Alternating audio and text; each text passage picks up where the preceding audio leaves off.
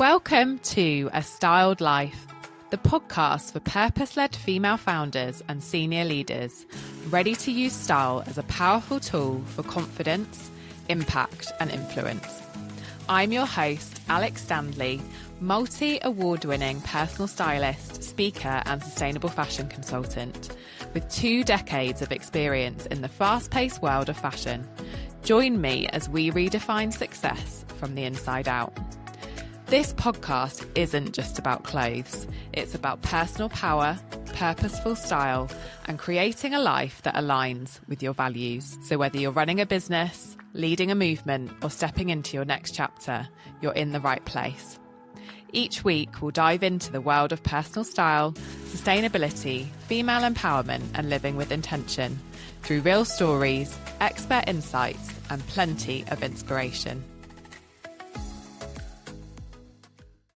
Today, my guest is Danielle Hobson, who is an intuitive business coach and founder of the Aligned Business School. Danielle combines energetics, aligned strategy, identity, intuition, and nervous system work to help women become an energetic match for what they want. I met Danielle through my client, Jessica Galinsky, and I went to their event Alive in Nottingham in May, which was just the most incredible experience. And I got to experience Danielle's work like live in the room, which was just amazing.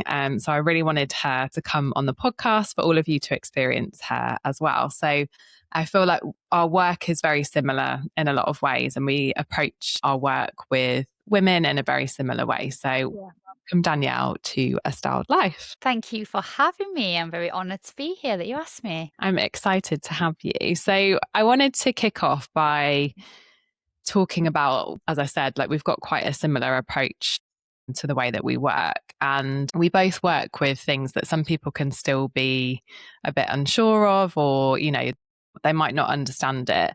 And you work with energetics and intuition, and me the same, but obviously using some modalities like human design and astrology, and neither of us are like fortune tellers or anything like that, but we use them as ways of understanding who a woman actually is. So I wanted to start there. Like, when did you first trust that your intuition was the thing, worth building everything on in your business? Okay. Probably only, if I'm honest, maybe 5 years ago. But I've always been intuitive. And before I knew what intuition was, and before I knew I was intuitive or conscious that I was intuitive, I was feely. Emotional is what we would be described as beforehand. So I've always just had a feeling. I've always just have feelings. I just know, like, I'm not the intuitive person that sees things and talks to dead people, that's not what I do or who I am. Not that is, unheard of to experience, the other side, let's say, from occasion, but like I don't use that in my work. And I think that the trust came when, so I've been in business for 12 years, started my coaching business to work under my own name 6 years ago. And I started off as a life coach stroke mindset coach, but very quickly, because I built a business, built a very successful business before that. People were asking me about business, and I went into being a business coach, and I did a lot of strategy at the beginning, but it came from just a knowing. It just came from a knowing that I know that this is the best thing for you to do, or I know that this would suit you very well, or I know, so like that I then put the word intuitive before it. So maybe about 5.5 years now that I've been running under the title of being an intuitive business coach, and really trusting my own ability to direct, lead, coach, guide, and support a person to get the best out of them in the most aligned way. There's no qualification for that. There's no certificate to say that, oh yeah, you can do that. It is just been a case of, I think it just comes from, I suppose, like a lot of things that we do in life is trial and error. You lean into something, you feel something, you say it. I've never been one. I'm an Aries as well, so like I've never been one to keep my mouth shut. So if I feel something, I normally say it. If I think something, I normally say it. So having the fact that I'm an Aries coupled with my business knowledge and, you know, where I was going with that and the clients that were coming to me, I wasn't guiding them on traditional business things. It was more down the lines of like, I can feel that you're not quite yourself today. So they'd come potentially maybe looking for a strategy. How do I sell X, Y, and Z? How do I launch X, Y, and Z? And I was going, but your energy's not right. You don't feel right today. I feel like there's something not right with you. What's going off? And then all of a sudden they'd be talking about the fight that they had with their husband an hour before the call, or, you know, mum was rushed to hospital at the weekend, or their kids have not been very well. And I like, even just those things at first it started, and I was like, okay, how the hell did I know that? Because I don't have like a voice in my head saying like, tell her this, or, you know, I didn't then. More like a Let's say. feeling. Yeah. But I am more like, it is the feeling. I just felt like she just wasn't right. And I'm a very good, and always have been a very good reader of energy. So it felt that like, I did trust that. I've trusted it forever with my friendships and the relationships that I've been in the past as well. It's really interesting, isn't it? Because I feel like I'm very similar, and I've always, as you've said, I can read people like very quickly. And I've had this said to me quite a few times that like you can walk into a room and you can immediately, you know, sense if somebody, you know, their energy's not quite right or that kind of thing. And it's a real gift. But then I think there's a lot of things that can happen that can kind of shut it down. And I think, you know, the online space is so noisy, especially. So if you're a female founder in that space, I think it can be really easy to lose touch with your own intuition and with that gift. And it's something I've had to really almost unlearn and like unpick a little bit. And it's still, you know, a work in progress for me. But I think I can imagine that a lot of the female founders that you support find themselves in a similar situation because perhaps they've worked with coaches before that have been quite, you know, cookie cutter approach to things. And that's what I love about the way that you work is, as you've just said, like it's aligning, you know, with their values and who they are as a person and what's actually going to work for them. Yeah. So what does it look like when you support women, and how to help a woman to tell the difference as well between like what's their intuition and what's fear? Because I think that is a big thing as well, especially, you know, if you're stepping up and perhaps, I don't know, getting more visible or growing in your business, you're always going to reach new limits that you have to kind of overcome. Yeah. Okay. So I always have like this saying that like I coach the woman or the person, the founder behind the business so that they can work on that. You know, I work on you while you work on your business. That's the first thing, like the way that my work flows is generally like that. Like I am there to, and I have moved, we're ever evolving. Our businesses are ever evolving, and this is another reason why it's really important for you to tune into yourself and what you actually want, and not be following the cookie cutter approaches to things, because like life changes, the world moves on, business is ever changing, the online space is changing, the way we market, sell, everything is changing and evolving constantly. So you know, we're evolving obviously as well, especially if you're in the business space, you generally are in the personal development space as well. They kind of come hand in hand. So you're ever evolving. So even your values sometimes can change as you get older, as you move through different experiences in life and business. So the more you can tune into yourself and the more you can listen to you and what your body's telling you, what your mind is telling you, your feelings, and follow through on them, and like actually take action based on them, the more you figure yourself out. You know, like I help my clients consistently audit themselves, like how you feeling, how you feel about something this month could actually be completely different about how you feel about the same thing in 6 months time. So making sure that you're checking in with yourself on a regular basis, you're learning how to manage your energy, how to work with your nervous system, all of these things. So like when you ask the question, how do you get people to tell what's their intuition and what's fear? The intuition is a gut feeling generally.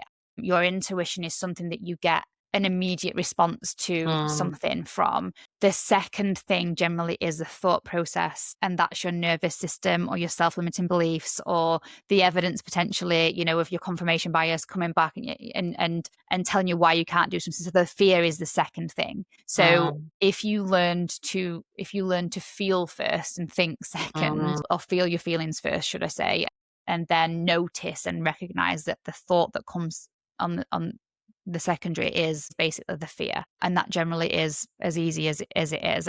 But that takes practice. You can't just be, and generally that's why, I can come in with my clients to help them through that. And sometimes I actually feel like what I do is so basic that I'm like, why are people paying me for this? Because it's so like, it's intuitive for me. Obviously it comes natural to me now. It's an organic thing. But to my clients, they don't know what they don't know. And obviously they need to practice. But there's some times where a client will just ask me, what do you think about this? And my question is, what do you think about this? And that's as simple as it can be, right? What do you think I should do here? What do you want to do? The most basic questions, the most simplest questions. But we're so used to, and like you said, like it's so easy to be pulled, from pillar to post, or pulled out of your intuition, out of, spiritual state, as we would call it. And the reason for that is we live in the 3D world, right? So we live in the matrix. We live in that. We walk the earth where all of the practical system stuff is happening. So you grow up around, in simple terms, the condition that you've experienced throughout your life, whether it's been from parents and generations before you, whether it's been from school conditioning and people around you, environments that you've been in, basically experiences that you've gone through, generally condition the way that you think and what you believe. And that exists consistently around us. Like we are literally walking on the earth where that's the way that the world works, right? That's the way that the system is. You switch on the news, you switch on the radio, you talk to Karen down the road, your employees, if you're still working, in an employed job, you're talking to your colleagues at work that don't have the same mentality. They've never heard about personal development, that don't, go into any of this stuff. So it's very easy to be dragged back into the real world, the realistic, listen to everybody else, do what everybody else tells you to do, don't go against the grain, all of that sort of stuff.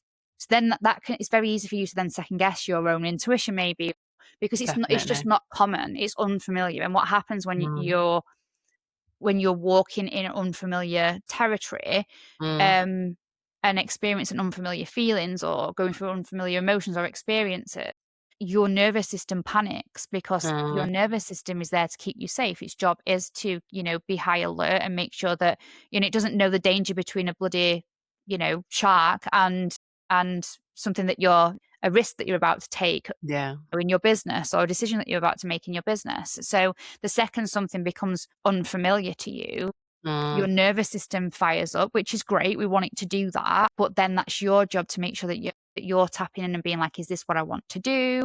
Is this, my intuition is obviously telling me this is what I need to do. How do I need to move forward with this? Yes, it's going to be uncomfortable. Yes, it's a risk to take. But actually, I really want to do it. I don't know why, I just do. Follow that for sure. Your nervous system soon gets used to it. Or you do exposure therapy is great. You keep doing it, you keep showing up, you keep doing the thing that you want to do, regardless of how it feels. It can feel uncomfortable. You grow, because eventually you're like, actually, this is now, your nervous system will recognize this as familiar and this feels safe. And actually, I didn't die. Nobody, killed me. I'm okay. I'm still here. So your nervous system settles down a little bit. But yeah, it sounds very simple. What do you want to do, and feel the feelings over the thoughts, but it takes practice. And if you're unsure about how to do it, that's where support comes in. I think that's the thing in general with life, though. I think, often it is the most simple things can feel the hardest. And as you said, often that is because of conditioning and, people around you. I think it's so important, obviously, who you surround yourself with and the kind of support that you get. And I think a lot of things, there's so much coming up for me from what you said in terms of like self-trust, because I see this so much in the work that I do. That again, as you were saying, when your clients come to you and say like, what would you do about this? Or what do you think about this? It's like, it's the same with style as well. It's like women come to me and they've completely lost that connection with themselves, and they've completely lost that self-trust. And ultimately all I do is like peel back the layers so that they can then reconnect with who they are and what they love. But it's so noisy and they get so overwhelmed that they lose touch with that. And I have been told before, like when I've done, human design readings and other stuff like that, you don't actually need any of the tools like color analysis and all that kind of stuff, because you can literally look at somebody and read them and see, you know, what they need, how their style should manifest, and how to translate who they are as a person into how they're showing up. And obviously I do use all the tools because it helps people to understand themselves better and all of that kind of thing. But I think all of it, like all of life, is quite simple in essence. Like it's just being true to who you are and having that connection with who you are as well. And I think that's why I felt so passionately about bringing in the other modalities and the identity and stuff like that, because it's a way of helping women to see themselves again and to reconnect into who they are. But I definitely went through that feeling of like, I'm doing something differently to how anybody else does it in my industry. And that felt really scary. And it felt really like, oh my God, like, how are people going to receive this? And like, are people going to still think that I'm credible, you know, as a stylist, or are they just going to think this is all really, you know, woo woo and they don't understand it and all of those things. And when that fear kicks in and when you have that kind of nervous system response, it's so easy to just retreat and, you know, go back. Yeah, be safe. Exactly. And as you said, like, that's what it's there to do. But as you also said, like, that's what I've spent my 6.5 years or however long it's been now in my business, is like overriding it and doing the thing, even though I feel scared or even though it's different to how everyone else is doing it. And that's how you build your confidence, is through doing it. It's not, you don't just suddenly wake up and think, oh, today is the day that I feel really confident to do and people this. think that that's what happens. People actually, like, the amount of times I hear people say, I'll do that when I'm more confident. You know, you'll hear this all the time. I'll wear that if I would wear that if I were more confident, you know, and they expect like to wake up one day and just have that confidence. And it doesn't, confidence is the last thing. I work on the 4 C's.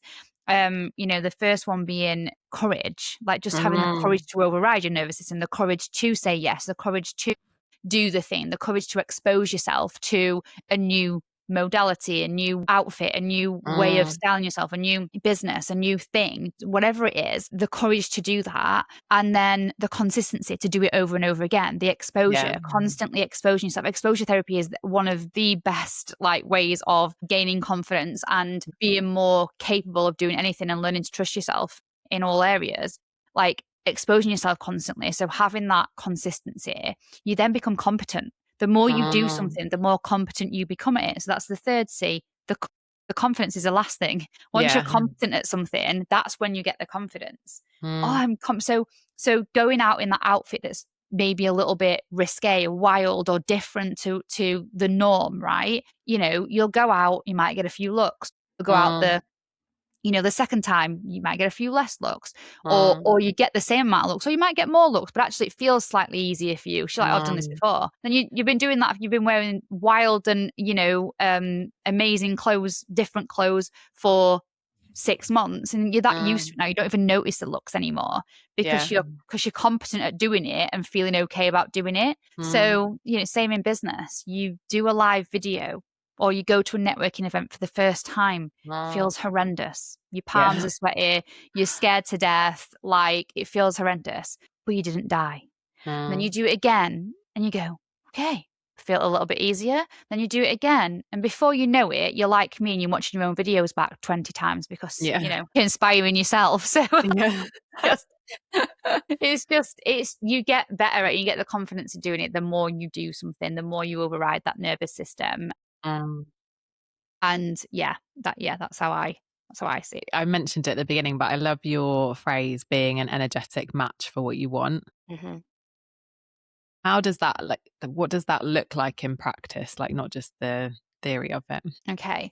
So being an energetic match, obviously for me, the tools that I use are a lot of energetic tools and the understanding the knowledge and teaching people about what energetics actually is, which obviously is what we do inside of the Aligned Business School.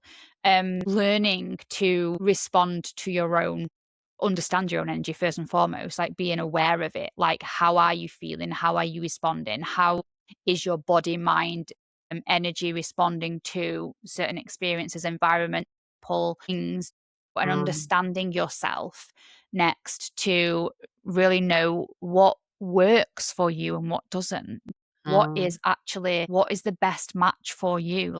if you are, and obviously that you do this a lot in, in human design, and if you can understand your original blueprint and learning more, and again using that modality or tool to get the answers for what you're supposed to be doing in line and aligned with who you are at the core of your energy, because we're all energetic beings, right? That's what we're supposed to run on. This is just a body that, a vehicle that we're putting in this lifetime. So your energy or your soul or your spirit or whatever you want to call it, understanding who, what, and how that is supposed to run in this world, in this, in this experience that we're living in, this worldly experience that we're living, the more you're going to get out of it, the more you're going to enjoy your whole life.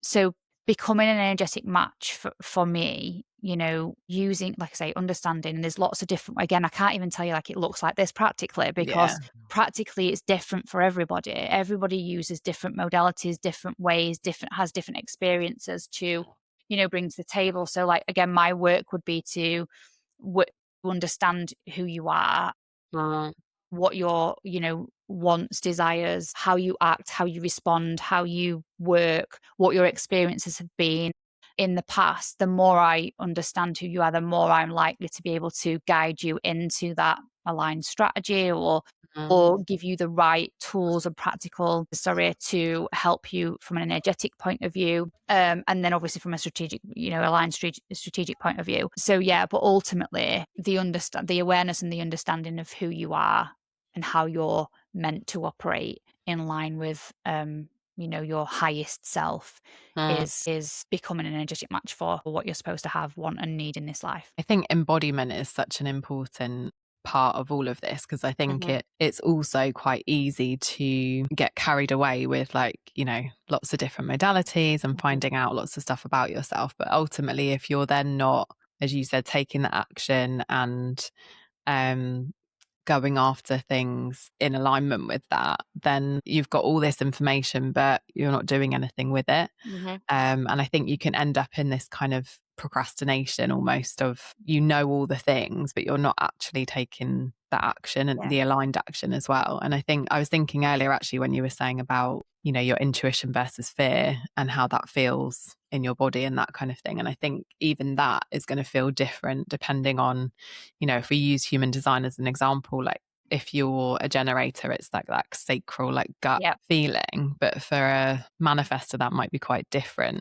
Because generators are going to respond, whereas manifestors are more likely to like create, and it comes from within. It's going to feel different. So I think it's exactly right in terms of like understanding yourself, but then, either doing it yourself or having the support to allow you to take that aligned action as well. I think that's the key in it. Like it's the support element, because it's okay us saying, understand yourself, but you've constantly been brought up in a world where you're pretty much told in every way possible to ignore yourself and do what I tell you to do, and do what the system tells you, the government tells you to do, the law tells you to do, like abide, rather than embody. It is super uncomfortable unless you are a natural born rebel. Like, it is super uncomfortable. How many people pleasers are in the world, or how many obviously we're all supposed to be law abiding citizens, but like, in the system abiding. And I think that that's where the support comes in more than anything, because it's not only the permission, not only for us to say it's okay, you can do this, you can listen to yourself and act upon it.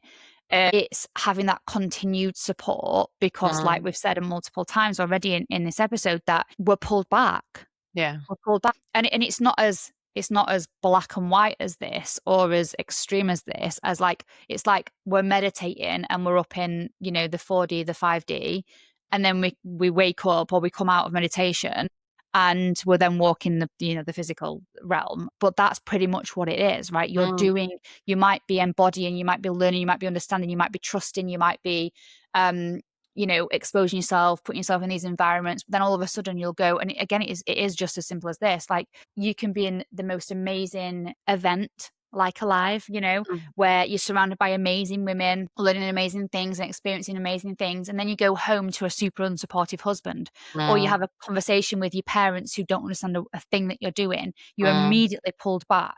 So it's really key for you to consistently embody to the point where your whole existence is, you know, understanding yourself. Your whole existence is acting upon your own feelings, of understanding yourself, of being totally aware of who you are in everyday actions, in everyday. You don't actually need, like you said earlier, you don't actually need the modalities, the tools that, like, you actually don't. If you know, it's just really tapping into yourself, asking yourself consistently when you're responding to certain things, when you're having certain ideas, or when things are coming to you, depending on what human design you are. But like when you're having these thoughts, feelings, whether it's a response or it's an internal creation, is this right for me? How do I feel with this? What's coming up for me here? Asking yourself these questions is key.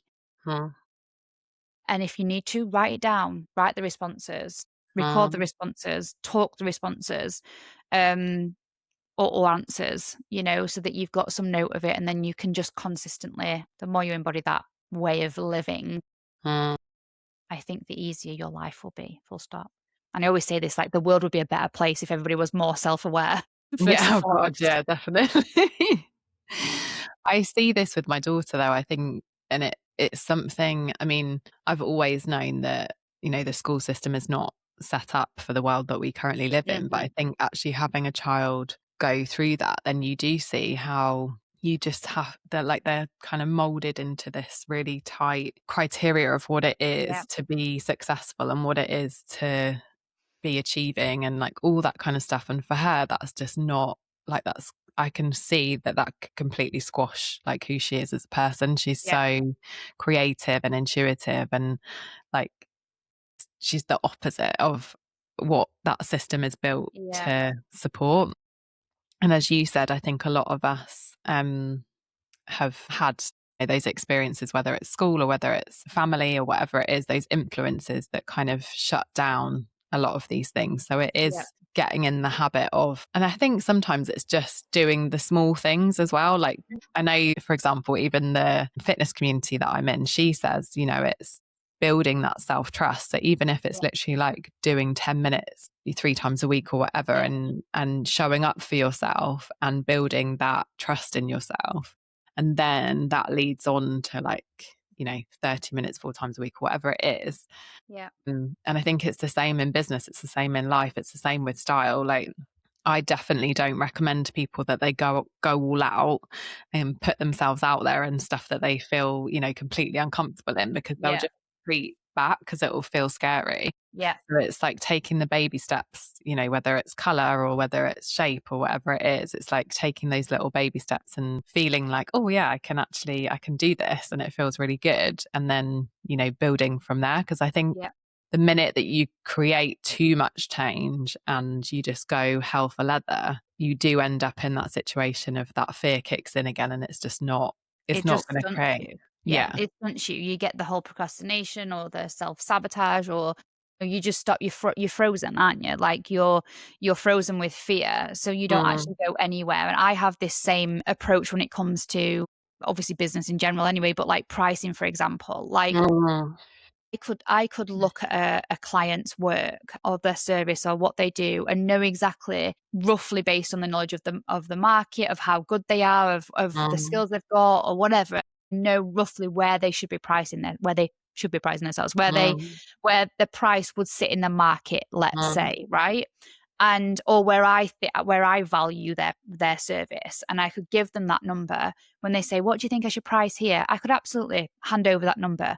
But what would happen is their nervous system or their trust or their experience is that they immediately wouldn't be able to see themselves earning that amount of money, or they wouldn't be able to understand that that's possible for them. So they don't ask for the sale. It actually stunts them from doing the work. They wouldn't ask for the sale. They wouldn't reach out to people that they think would be a good match. They wouldn't post on social media. They wouldn't send the email. They wouldn't talk about it. And so I go somewhere in between, and I'll say to them, right, okay, so where do you think you should be pricing yourself now? Well, I'm comfortable with X amount of money. So let's say it's right, I'm comfortable with £1,000 a month. And I'm like, right, okay, can we put, and I'm like, they probably could be earning about £5,000 a month now. But I'm not going to say to them, right, let's go let's put your goal at £5,000. Let's go with £5,000. Immediately they're going to go, absolutely not. Shut down. Never, never talk about the offers ever again. So I'll say, right, okay, let's go for, can you see yourself at like 1,500? No, absolutely not. I'm like, okay, let's go 1,250. Can you do 1,250 a month? Yeah, scary. I don't know where that's going to come from. I don't know how that's going to happen. So immediately they're like, I don't know if I trust myself. They're not like, I definitely don't trust myself. If I say £2,000 or £5,000, they're like, I don't trust myself to get to that. I don't know how that's going to happen, blah, blah, blah. But it's just like we're exploring. And I always say to my clients, if you can sit with your energy in the realm of possibility, like the realm of anything is possible, if you can get behind that feeling and that emotion and that excitement, you're open to the possibilities, you're open to the opportunities, you're open to the knowledge of finding out how to do it. You might not know how to do it right now, so you then doing it bit by bit. So, and then it's exposing yourself. So then you get, within a month or two, you're earning £1,250. Then 6 months, you're earning £2,000. And then you look back and you go, I don't even know how I got there. Yeah. But you're exposed to it now you now know that you can do that and it's possible. So like, I would imagine you do the same thing with like, okay, don't go and completely change your whole outfit or your whole wardrobe. Let's start with a few statement pieces that are a little bit different to what you would normally wear. Let's start with a pair of shoes or a handbag or, change your lipstick maybe. And then, then you go on from there. And it's just because you have to build up that confidence and trust within yourself to be like, I've got this now. I think we can get so caught up in the how, and I'm so like I can so do that, especially if I'm making a change. I can get so caught up in the how and how am I going to make this work. But as you said, it's like having that curiosity and the sense of possibility of like, what could this be, and not trying not to get caught up in that. But again, that is how we've been conditioned, because we need to have the strategy and we need to know exactly like how it's going to happen. It's just about changing it to finding the different evidence. So like your brain goes into the confirmation bias of when the fear comes in, when your nervous system kicks in, and it goes and finds all the reasons why you can't do that, all the reasons why, look, all the time in the past, Danielle, when this, that and the other happened, and look, you couldn't do it then, that failed, and that. So it finds all of the reasons why you can't do it to back up its reaction. And to override that, we have to look for different evidence. So instead of looking for the evidence of why you can't do something, you're not going to have evidence of why you can do something, as in like, you're not going to have the evidence that is going to happen, or we're not going to find the how of that happens because we've never done it before. It's different, it's change. What we can do is look at things that we've done that may be similar. So when was the last time we did something that was different and it worked out? Not when was the last time we did this? It's when was the last time we did something different and it worked out? When was the last time you changed something in your routine, in your career, in your business, in your wardrobe, and actually nobody died? It's asking that question, like, did anybody die? Did I die last time this happened? And that builds up the self-trust. You have to stay curious. That word, absolutely, curiosity and being curious again. But then, like, the real world goes, curiosity killed the cat. Like, go away with like those. That's the system. That is like, curiosity didn't kill the cat. Curiosity maybe like had the cat fall off the fence, but it's got 9 lives. Remember, you'll be okay. So moving on to style, because you had I loved some of the things that you said about this. You said that your style is an expression of who you are and like your mood. Do you dress generally from how you feel, or do you dress to shift your energy, or do you do a mixture of both? Yes. Yeah, both. I suppose 90% of the time, I will dress based on how I feel. In like, where I'm going, what I'm doing, where I'm going, how I feel. Because we all, as all of us do, we have lots of different hats and lots of different energies that we embody based on where we are, who we're with, what we're doing. And that I like to represent what I'm doing and how I feel, for sure, in all of the way that I look. But like today, I wanted to be comfy because I knew I was sat here for most of the day. I had my breast implants out last year. And since then I'm like, free the nipple. Like I cannot be bothered to have a bra on at all. And I'm like, I'm so comfortable now and I'm more confident. And it's weirdly because my boobs don't look nowhere near as perky or as, as round as they were obviously when I had my implants in. So now I'm like, you'd think that I would do the opposite. I'd need them I need a bra for a little bit of a lift, but I'm like, no, like I'm really embracing the natural. I love that. And sometimes even out in public as well, a lot of the time out in public, a lot more than I used to do. So like, I'm like, no bra, comfy sitting here. I've got like some really baggy, comfy trousers on. And I've freshly washed hair, but not done anything with it, just dried it, no makeup.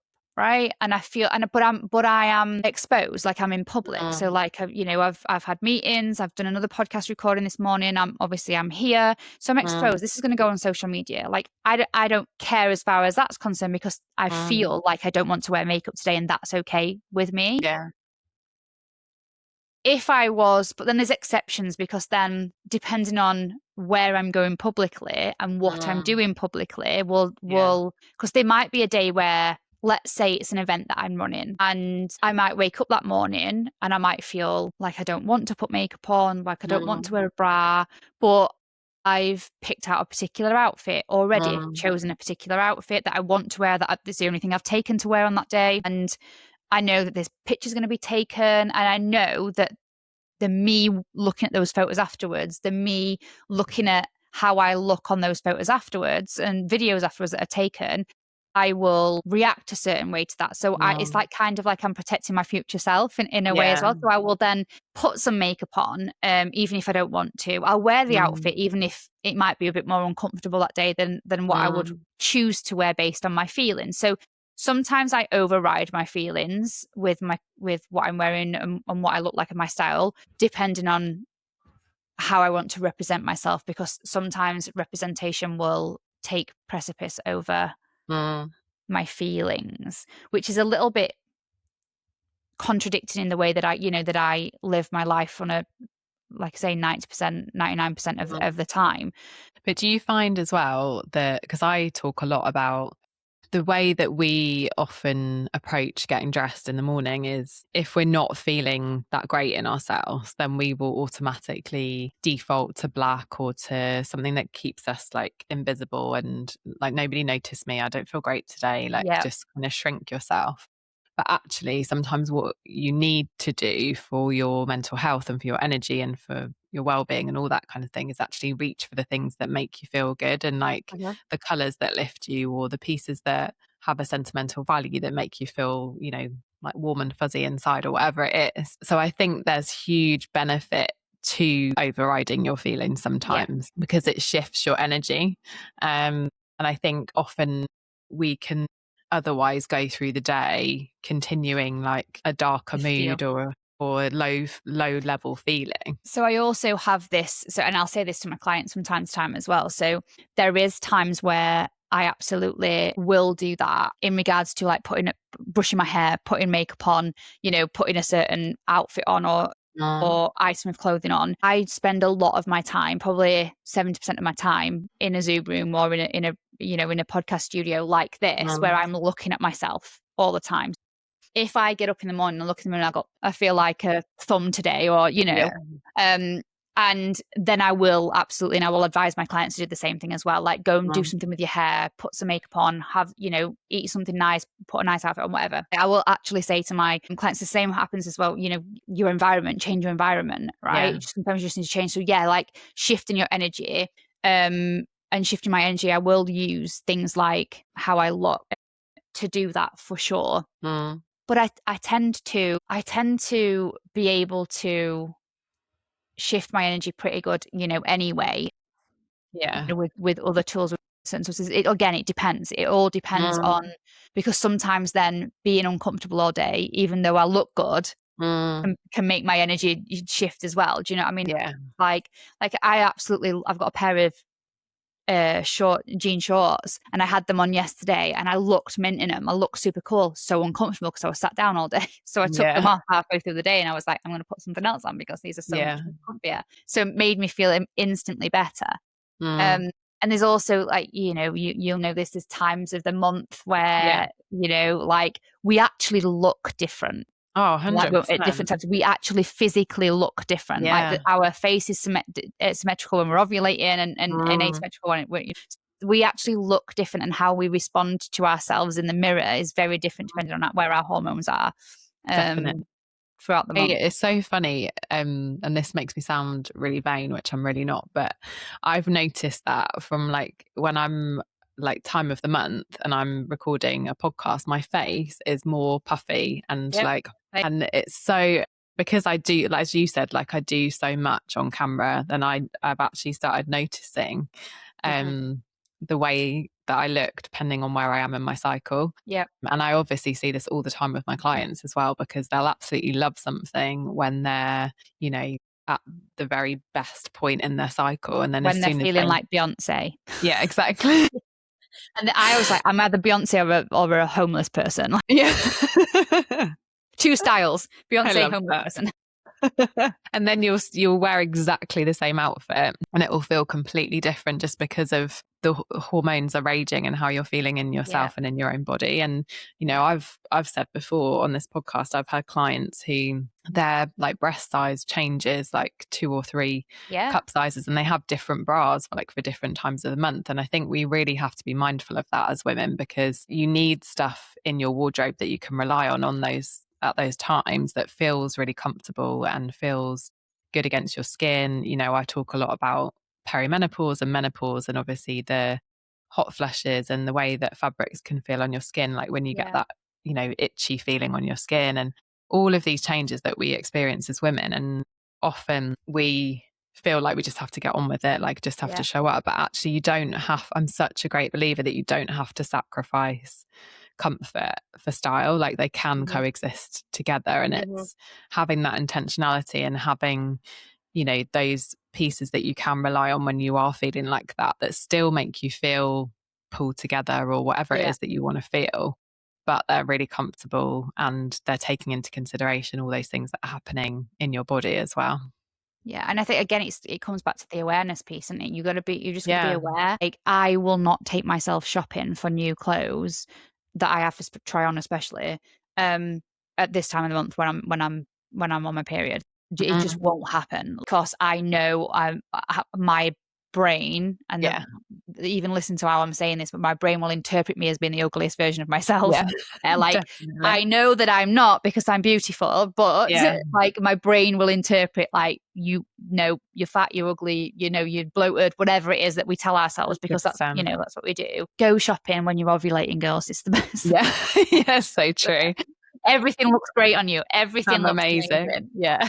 Yeah, definitely. Actually, that's one thing that I took away from Alive. Obviously, you talked a lot about, all your senses in business, and Jess spoke a lot about, your body and things that you experienced. But I loved, how open you were about sharing your experience of perimenopause, and we're a very similar age. And I'd been feeling that and kind of thinking that it was something that I needed to do, but I really felt like, oh, this is going to be like such a battle and whatever. And I love like how honest and open you are about your experience, because that really helped me to then go and get support and to do something about it for me. So I think I just love that that's your approach in general about, you are who you say you are, and you show up in that way. I think it's really refreshing. Thank you. That means a lot, massively. Obviously, especially in the online world that that we live in, where there's lots of people that are not authentic, or work and show up with integrity. So that means a lot. Thank you. And that's I try and pride myself. I literally just put a post on social media today actually about this is one of the pet peeves that I have in the industry about people putting attention and drama and content out there that pulls other people down to just elevate themselves and make themselves look good and get a bit of attention. And it really, like, being vulnerable is really hard, don't get me wrong, sharing experiences like that. But I always, when I think about being vulnerable and being open and being my truest self anywhere, whether it's a conversation on a podcast like this or in my content. Like, don't get me wrong, content is kind of, we curate it so that it kind of fits the platform that we're using, and it might not be the exact same energy or thing that we would say if we were just having a chat like this, or you were sat with somebody in person. There is still a curation to have online, but as long as it's coming from the best possible place and the best possible heart. Being vulnerable is scary, but I always look at it like this: if I could help one person by sharing this, my job is done, right? Like, it's always like, how can I help somebody else to do better, feel better, have a better experience in life in general. And I'm 40, just turned in April, and I've been going through the perimenopause since I was 36. So I was extremely young. And the first thing that the doctor said to me was that I was too young. And I did have a big battle on my hands, because I was 36, at the time. Maybe if I'd have gone now at my age, if I'd just started experiencing now and gone at my age, I might have had a different story. And I've had clients that have actually had different of my age now, and I've had different experiences with their GPs. Maybe I just, felt unlucky with the GP that I had. But I know there is other people out there that have had similar experiences to me. And even at 44, they've been told they're too young, and there is a battle. So I thought, right, okay, the more I can talk about this and share my experience, then it will potentially encourage other people to just go and get some support, whether it is private, NHS, GP, or even just in the form of ordering some supplements off of Amazon, like just getting something that will help you feel that little bit better, because you don't have to suffer. Definitely. Being told that it's things like depression and the put on antidepressants, or just fobbed off, and it affects all of us. All of, like, 50% of the whole population are going to go through this. And we've got daughters, so if we're not vocal about this, like our I don't know about you, but my parents at my generation, my mum didn't, she had a hysterectomy at 31, and she was straight into a medical, menopause. They didn't tell her that's what had happened. They gave her some medication and sent her on her way. Or if they did, she didn't talk to me about that. And it was the hush hush thing. So I don't want that for my daughter and daughters and the next generation. I want it to be normal. And my son, who's 20, and my husband, that is used to be very old fashioned mentality, like proper bloke, Yorkshireman, sort of thing. They are very aware, extremely aware of what perimenopause is, and they need periods and hormones and all of that sort of stuff. I mean, I really prepped my son for potentially his, being the only one in the house when his sister started her period, where the pads are, what to tell her, what to do, all of those things. Because I love that. I was really young. I was 9 when I started my period, hence 36 when I went through perimenopause. And so it affects a massive part of who we are, how that changes. We've talked a lot about change and how that changes the way that we look. Like, I'm 40 now, I've cut my hair off and grown my grey out. So like, that's what I wanted. Like, the way that I feel, look, act, respond is so different because of my hormones, what I want to wear, how I want to, build my business. I think as well, a lot of what we talk about or what we see online is quite negative around perimenopause and menopause. And obviously, I think that's important, because I think, as you've said, and my experience has been the same, like, the previous generation didn't talk about it at all. So we just had like no idea. My mum doesn't listen to this podcast, so I can probably say this, but like, I think my mum thinks, she's never been through it. And me and my sister are both like, you should probably be on HRT right now. And so I feel really grateful that I'm exposed to personal development and the world that I'm in, that I've had so much education from women who are older than me, who are, more experienced than I am, and just, what's available to us online. And that means I can educate my daughter, and I'm so open with her. And she said to my mother-in-law the other day, actually, which is really sweet, she was like, my mummy knows so much about the body, and my mummy like does this. And it's like, I'd never really thought about it like that, but I Yeah. do, because I share so much with her, then that's how she feels about it. And so she will then come to all of these things and feel so much more comfortable and so much more prepared. Yeah. That is the positive thing, I think, about social media and about the world that we live in, where we have a lot of access to information. And I think, as we've said earlier in the conversation, that can sometimes be a negative, but there's a lot of positives to draw from that as well. And I think, as you've just said, it can also be such an incredible time as a woman of being like, actually, fuck this, like, this is who I am, this is how I want to show up, this is, I don't care about any of this stuff anymore. And I feel like you really do. I mean, I feel like, for me, I've said quite a few times recently that I feel like I'm becoming such a feminist, like, as I'm heading into 40. But it really does, like, I feel like, you know, the rewiring that your brain goes through, it does change how you see the world, how you see yourself. Yeah. And there's, you know, you said when you filled in the podcast form, you were saying about age, motherhood and business are the things that shifted your relationship with your style and with yourself. And I think that's so true. And I think, again, we can see a lot of negatives in that, like, you know, our body shape changes, and it's always highlighted, like, you know, you put on weight around your middle and like all these negative things that happen. But actually, there's a real empowering side to it as well. It most definitely is, and like at all of those levels, right? So the perimenopause and like middle age, like, you know, what we're classed as being now, it's, you know, it comes with a societal expectation of to be more reserved and, you know, to wear more reserved clothing and, you know, carry yourself a certain way. You know, you should be acting like this, you should be carrying yourself like this. And listen, like, within reason, and if it feels like that's what you want to do, and it feels, again, it's coming back down to that self-awareness and that understanding of who you are at the core and at the essence. And, you know, that obviously does change, but again, tapping into yourself and being like, do I actually want, is this serving me to show up like this? Is this serving me, making me feel good to wear these clothes? And whether that is a skimpy gym outfit or, you know, a long sleeve dress, do you know what I mean? Long sleeve, you know, long dress, whatever it is, whether you're covering yourself up or exposing yourself, whatever it is, if whatever feels good for you and is an expression of who you are and how you feel on the inside, I think there is nothing wrong with it. And it just comes down to the judgment, right? And we all have a little bit of judgment in us, of course we do, you know, we'd be silly not to, but like, I think, again, that understanding yourself is the key thing, not listening to the shoulds from the external. And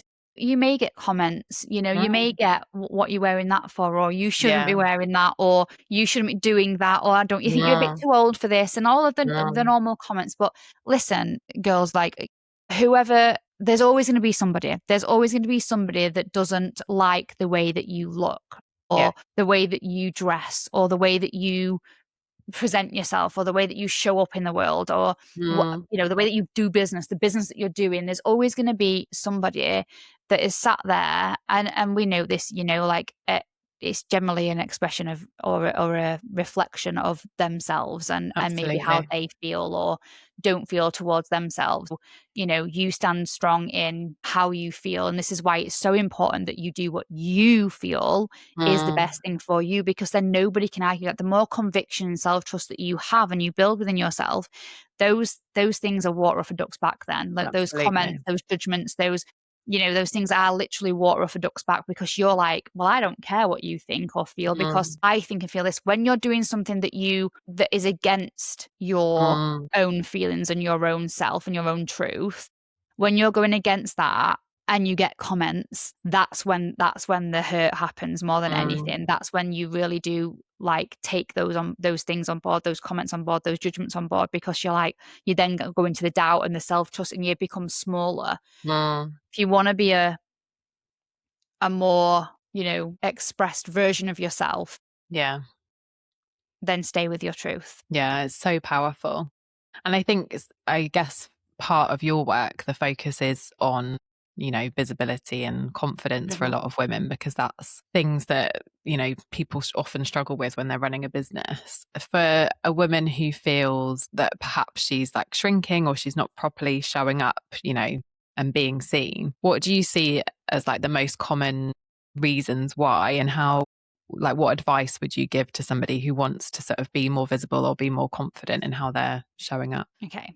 I generally find that it's be all and end all is their environment. Yeah. So their environment, what they're consuming, that your environment isn't just like the actual four walls that you're sat in. Your environment is the community that you're connected to, your network, what you're consuming as well. So that could be on your phone, it could be what you're reading, could be what you're listening to.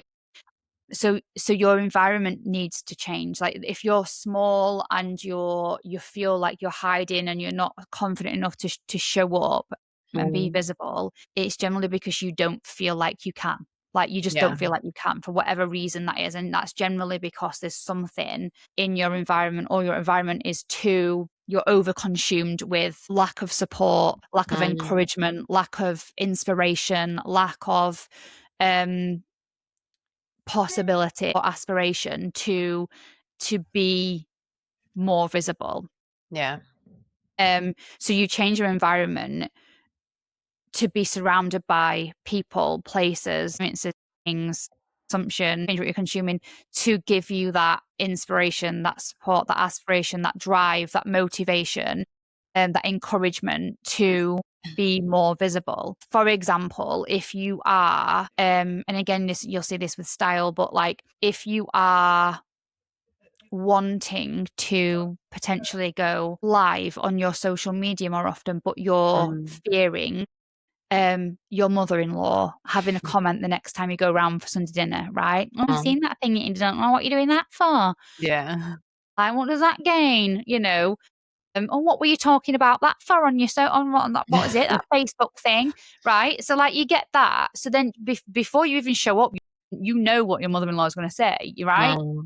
So then that environment for you, having your mother-in-law on your social media is not a great thing for you. Remove her. Yeah, replace with more people that are going to comment, that are going to like, that you're going to see at a networking event and go, I seen you live the other day. I'm so glad that I watched that come from my algorithm, because honestly, like proper change the way that I think about X, Y, and Z.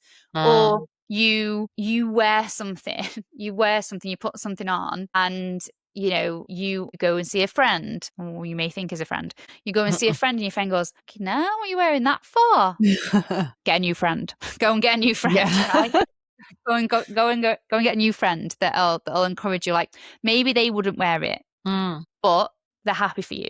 Yeah. You need someone to be happy for you, Celebrate you. encourage you. Yeah, they celebrate what you're wearing. Oh my God, like you're rocking that. That could be me saying I would never wear that. I'm thinking that, should I say? That's me. I would never wear that, but she's absolutely rocking it. Looks great on her. Amazing. Encouragement. And if your friends can't say anything like that, they need to not say anything, or you need to get new friends. They're not your friends. They're not your friends. And and there's a very big difference, because there's also that there's that out there where like your friends will tell you what they really think. Your friends will tell you if your butt looks big in that sort of thing. Yeah. No, that's not the thing. That we don't want those friends. No. We don't want friends that will lie to us, of course. No. But we don't want friends that are horrible. So yeah, I think that the environment is everything. So surround yourself with people that are gonna, people, places, environments, experiences, things, consume things that are gonna make you feel motivated to do the thing that you're maybe fearing doing. I love that. And it's a very different answer to, like, I quite often ask a similar question to that, and your answer is very different. So it's refreshing. Right, let's finish with the quickfire style questions. What is one item of clothing in your wardrobe that you love the most, and why? It's like picking a baby from my leopard print dressing gown. I love that. Tells you everything. Dressing gowns do come up actually on that question. It's like, am I allowed tells to you say? Everything about me. That is literally, yeah. I'm very much but like this, weirdly, because I don't wear anything under my dressing gown. Like that is the only thing. Like I need my dressing gown on my skin. Like that's how it is. I sleep naked, and then my dressing gown goes on when I'm walking around the house. Except the summer, I then have to wear pajamas. So like that's different. But I am very much a comfort kind of, and I've always been like this. Like I weren't like it when I was younger. Like where you put yourself out. I am generally a comfort, but I always still think I look good. Like I will. Like I don't feel like I sacrifice necessarily, Style. comfort for style. Like if it's jammers that I'm buying, I'll buy like silky leopard print generally, or animal print, or bright. I've got a beautiful bright lime green leopard print like short and shirt pyjama set that I absolutely love, and same like a bright blue as well. I am very much a blue chick generally. Your eyes are blue as well, so that probably like quite a draw for you as well. Yeah, everything tends to be blue. Well, yeah, I've got lots of beautiful clothes, but yeah, that's my leopard print dressing gown. I love leopard print as well. And if we opened your wardrobe right now, what would we find way too much of? Blue. And leopard print by the sounds of it. Blue and leopard print, yeah. Or blue leopard print is generally a big one within my wardrobe, but yeah. There's a lot of blue. I mean, obviously it's my brand colours as well for my business, but it wasn't, I didn't start wearing blue because I chose blue for my brand. I chose blue for my brand because blue was my favourite colour. Yeah, and blue is me. So, you know, people will absolutely be like, they'll tag me in leopard print stuff, they'll tag me in blue stuff. They immediately tag me in leopard print blue. If anything is blue with leopard print pattern on it, yeah, for sure. Yeah. That really builds your personal brand as well, though, doesn't it? Because it's like that association with who you are. Yeah. Love that. Especially anywhere where, like, publicly. I mean, obviously, actually, I unconsciously dressed today, so I wonder, with a bit of comfort, but... Time of the month. What's an outfit or a trend you look back on and think, I really regret that, and why? The first thing, I was then searching for something else because I didn't want to say this, but the tartan. Do you know what, though? I don't know why I regret it, because actually I would wear tartan now, to be fair. It's been quite a big trend again recently. I had a pair of tartan trousers when I was a teenager. Amazing. And I wore them till they were cat-dyed, as we say. And I got picked on for them, actually. I got bullied for them. Yeah. So maybe that was like my inner child regretting them. Yeah, for sure. Yeah. Amazing. Thank you. And where is the best place for people to connect with you and find you? And have you got anything like coming up that you want to share with the audience? Okay, so I've got, like, my Instagram is where I hang out all the time, so you'll see me in my full general expression on there. Model or homeless person, I tend to show up, however. And yeah, my inbox is it's open, it's mine, so if there's any questions, I'm happy to take them over there at the Danielle Hobson. And there's always space inside of the Aligned Business School. So that's generally what I would plug or promote, or, so if you're struggling to, build an aligned business, or you want to learn how to build an aligned business, you're sick of the cookie cutter and the following all the strategies, and you want to tap more into who you are and how you should be building a business, then that's the place that I would direct you to. Amazing. Thank you. I'll put all of those links in the show notes as well so that people can come and find you. Thank you. It's been such an interesting conversation. Thank you, Alex. Thank you for tuning in to A Styled Life. If today's episode resonated, the best way to support the show is to share it with another trailblazer or leave a quick review. And if you're ready to align your style with your next level of impact, head to the show notes to book your free style strategy call. Because when your style aligns with your purpose, the world takes notice.